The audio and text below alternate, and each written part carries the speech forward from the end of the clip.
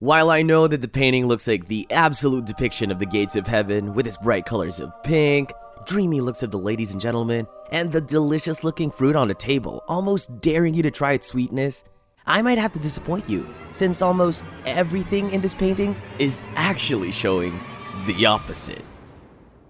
Except the fruit. It looks delicious either way, and I'm pretty sure that the dreamy looks are actually quite nightmarish after you hear what the heck is actually going on here. The piece that we're looking at is called The Roses of Heliogabalus by British-Dutch artist Sir Lawrence Alma-Tadema, created in 1888. The artwork actually takes us to the early 200s AD, to a banquet held by the Roman Emperor Heliogabalus, also known as Elagabalus. Ooh, super fun time to be alive. We can clearly notice that the roses and rose petals are falling from the faux ceiling above, and if we pay close attention to the guests, the rose shower is delivered on, we notice, horror and fear in their eyes. The reason for this is because in reality, the roses are, well, killing them. Suffocating them to be more precise. Super fun time. If you look at the upper part of the painting, a comfortably positioned gentleman may catch your eye. That is the youthful Roman Emperor Heliogabalus, who is, from the looks of it, taking the friendly get-together too harshly. The petals were his idea, since he has an eye for aesthetics and homicide. But he looks a bit bored with his drowsy eyes and lazy drinking, probably wondering if tulips would do the job better. Next to him is his mother, and she, along with the other guests, seem to be having a blast. The woman playing the double pipes beside a marble pillar in the background was really there just to keep the atmosphere going. Probably the life of the party as well. Literally.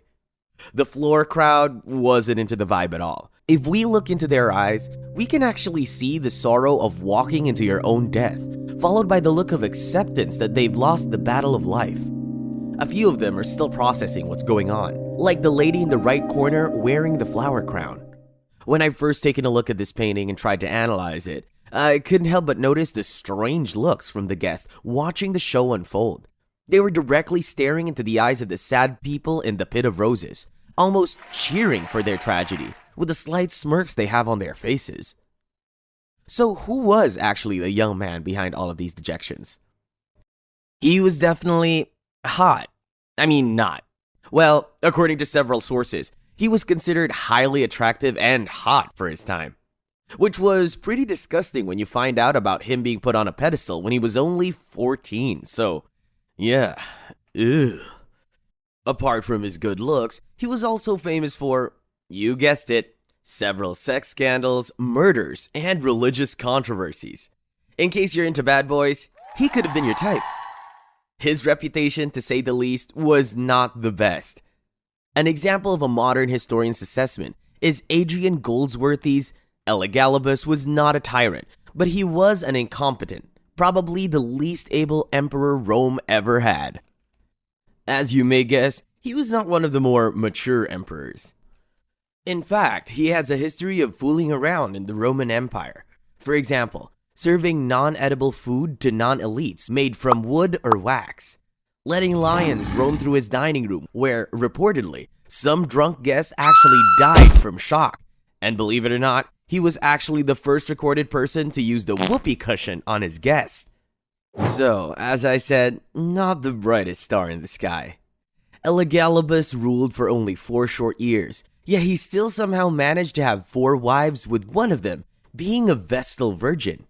After his short reign, his grandmother was actually sick of him and even arranged to have him assassinated and replaced by his younger cousin, Severus, who was 13 at the time.